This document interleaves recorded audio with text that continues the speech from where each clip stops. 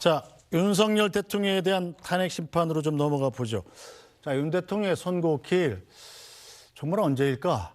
저부터 궁금합니다만 아직까지 헌재는 아무런 발표를 하지 않고 있습니다. 자, 정치권에서는 이재명 대표의 선거법 2심 선고 결과와 윤 대통령의 탄핵 심판 결과에 연관설까지 제기하고 있는데요. 한번 들어보시겠습니다. 만약에 이재명 대표에게 유죄가 나온다. 그러면은 헌법재판소에도 자신 있게 인용을 8대 0으로 때릴 것이다 라는 얘기가 나오고 있습니다. 2심 선고에서 이재명 대표가 무죄가 나온다. 그러면은 사실상 이제 헌법재판소에서 지금 만약에 탄핵의 기각이나 각하 의견을 내고 있는 재판관들이 계시다면은 굉장히 세게 각하나 기각을 주장할 것이다 라는 얘기가 오늘 언론사에서 조금씩 정보로 돌고 있습니다. 네, 자, 최선원 논술위원. 네. 이준석 개혁신당 의원 참 꽤가 많은 사람이에요. 네.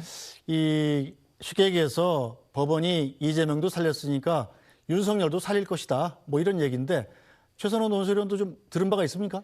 아니 근데 지금 저 이준석 의원이 한 얘기 자체가 20일 기준이지 않습니까? 지난주 한참 구문입니다. 네. 그러니까 김민석 최고가 이야기했던 보이지 않는 손의 이준석 버전의 이야기를 지금 하는 것 같고요. 그래서 이제 두 개가 연관돼 있다라는 얘기 계속 했던 거지 않습니까?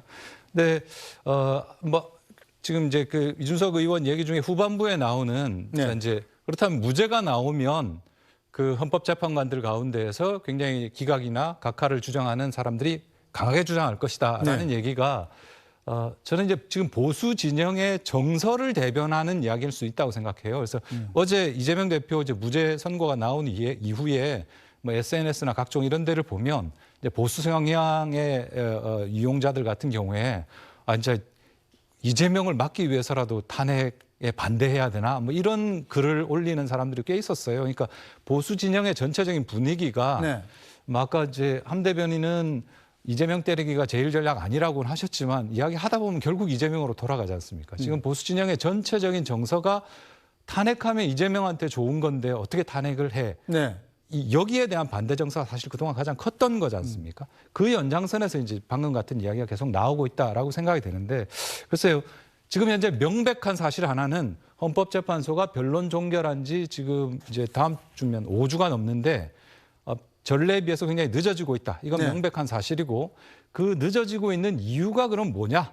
여기에 대해서 아까 같이 이제 뭔가 연계해서 이렇게 움직이지 않느냐라는 얘기가 나오는 것은 그 전제가 하나 있습니다. 그 전제가 뭐냐면 헌법재판관들이 정치적으로 오염돼 있다라는 생각이 전제가 돼 있는 겁니다. 그러니까 각자의 정파성이나 당파성, 자신을 뽑아준 진영에 대해서 뭔가 충성심을 보이려고 행동하고 있다라는 생각이 전제되어 있는 여러 가지 설들이거든요.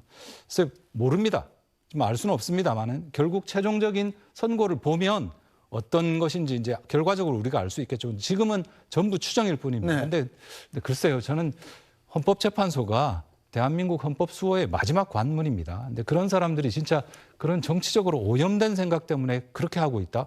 정말 대한민국에 불행한 거 아니겠습니까? 그래서 저는 그런 것보다는 헌법재판소가 이런 억측이나 추측 이런 것들을 불식하기 위해서라도 빨리 이제 헌법재판소에 결론을 내놓는 게 맞다. 그럴 때가 좀 지난 것 같다. 그런 생각이 듭니다. 길어도 너무 깁니다. 하민경 대변인 보기에는 도대체 왜 헌법재판소가 이렇게 비정상적으로 늦게 선고를 하는 것인가라고 보이십니까?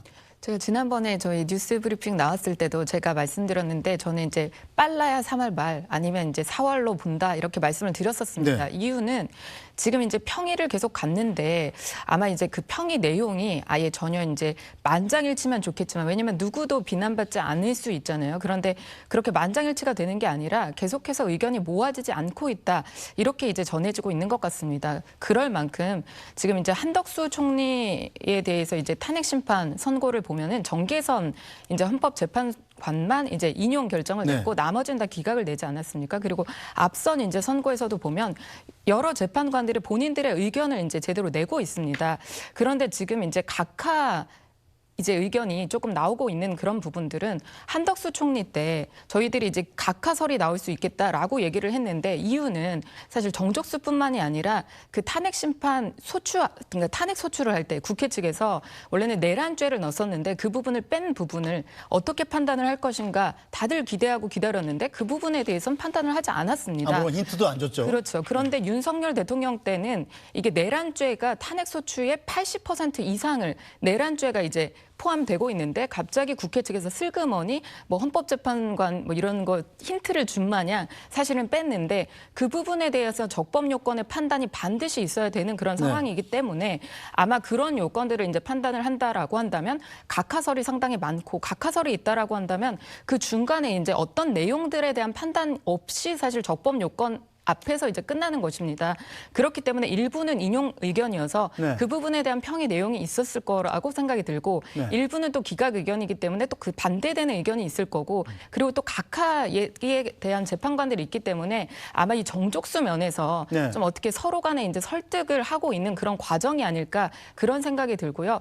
아마 4월 달, 3월 달에 나기는 어려울 것 같고 4월 달에 이제 또 뭐 문영배 재판관이라든지 이미선 재판관이 이제 또 이제 그만두는 그 직전에 아마 나지 4월 않을까. 18일이죠? 예, 그래서 아마 4월 11일쯤 나지 않을까 그런 예상을 한번 해봅니다. 네. 어쨌든 이재명 대표가 어제 무죄 판결을 받을 만큼 윤석열 대통령이 살아 돌아올 가능성이 그만큼 높아졌다. 이런 분위기가 국민의힘 내부에서 좀 있죠. 그러니까 그런 것 같습니다. 이제 또 아까 전에 얘기한 그 이준석 대표 같은 경우에 정말로 꾀가 많다 이런 평을 많이 받고 있는데 이준석 대표 같은 경우에는 어쨌든 윤석열 대통령도 탄핵이 됐으면 좋겠고 또 이재명 대표도 유죄로 날아갔으면 좋겠고 약간 이런 입장이었을 수 있는데 어쨌든 이재명 대표가 무죄로 돌아온 만큼 이제 또 다들 이제 국민들이 생각하는데 아까 전에 논설위원께서 말씀하셨는데 어떤 국민들도 이게 만약에 징역 1년에 집행유예 2년 이게 너무 과하다 이렇게 생각하는 분들이 많았다면 이번에 무죄가 나왔는데 이게 어떻게 무죄야 이렇게 얘기하는 분들이 상당히 많거든요. 그런 면에서 무죄가 나온 만큼 그런 윤석열 탄핵 재판 같은 경우에 탄핵 선고 같은 경우에도 이거는 각하나 기각도 마음껏 낼 수 있는 거 아니냐 이런 의견들이 많이 돌아다니고 있다. 이 말씀을 드리고 싶습니다. 네, 자 박선민 전 측은 어떻게 봐요? 근데 일단은 저는 지금까지 나온 어떤 헌재의 판결을 통해서 윤석열 대통령의 탄핵 심판 선고의 결과를 예측하는 건 저는 좀 무의미하다고 생각해요. 왜냐하면 사안이 이제 완전한 별건입니다. 그리고 이 헌재의 판단이 지연되는 이유를 이재명 대표의 2심과 연관 짓는 것도 저는 무리한 추측이다라고 보고 있고요. 일단 대통령의 이 탄핵 사유는 단순한 어떤 정책적인 실패 이런 거를 통해서 한 게 아니라 무려 불법 계엄을 선포했기 때문에 그로부터 기인해서 헌법 수호의 의지가 없고 그리고 불법적인 계엄을 선포함으로써 이 행위가 국민들의 기본권을 제한하고 이런 여러 가지 측면에서 판단을 할 수 있는 구체적인 근거들이 있는 거거든요. 하나하나 뭐 말씀드리자면 끝이 없지만 기본적으로 이 계엄 선포의 요건이 분명하게 법에 명시가 되어 있는데 그 상황에 해당하지 않았다라는 점. 그리고 이 포고령에 내려갔던 포고령의 1항에 보면 국회를 포함해서 정치 활동을 금지한다라는 내용이 있다라는 점. 이런 것들부터 이미 대통령이 선포한 계엄이 총체적인 불법이고 해서는 안 되는 일을 저질렀다라는 법적인 근거가 저는 분명하게 명시가 되어 있다라고 생각을 합니다. 그래서 여기에 대해서 마치 재판관들이 일종의 정무적인 판단을 하면서 판단을 미루거나 본인의 성향이나 어떤 보훈을 위해서 보훈성 판단을 할 것이다. 이렇게 보는 것은 저는 무리하다라고 보이고 내란죄 철회라든지 이런 부분들 같은 경우에도 사실 이미 박근혜 전 대통령 때에도 뇌물죄라든지 강요죄를 탄핵소추 사유에서 빼면서 정리를 했던 바가 있고 설령 이 소추 사유에서 죄를 뺀다라고 하더라도 재판관들이 자의적으로 이 부분을 따로 판단을 할 수 있는 그런 재량권도 존재하기 때문에 저는 이런 것들이 전혀 쟁점이 되지 않을 걸로 보이고요. 헌재가 여러 가지 어떤 정치적인 압박에 부딪히면서 지금 좀 망설이는 거 아니냐라는 저는 아쉬움이 좀 드는 상황인데 좌구우면하지 말고 조속하게 이 혼란과 국가의 비정상을 끝낼 수 있는 역할과 책임은 헌재에 분명히 있다라는 말씀을 드리면서 조속하게 더 이상 시간 끌지 말고 대통령을 파면하는 이 선고를 내려야 된다라고 보고 있습니다. 알겠습니다. 자, 오늘 정치여담야담은 여기서 모두 마무리하죠. 박성민 전 더불어민주당 최고위원, 하민경 국민의힘 대변인, SBS의 최선호 논설위원과 함께했습니다. 세 분 수고하셨습니다. 네, 뉴스브리핑은 잠시 뒤에 돌아오겠습니다.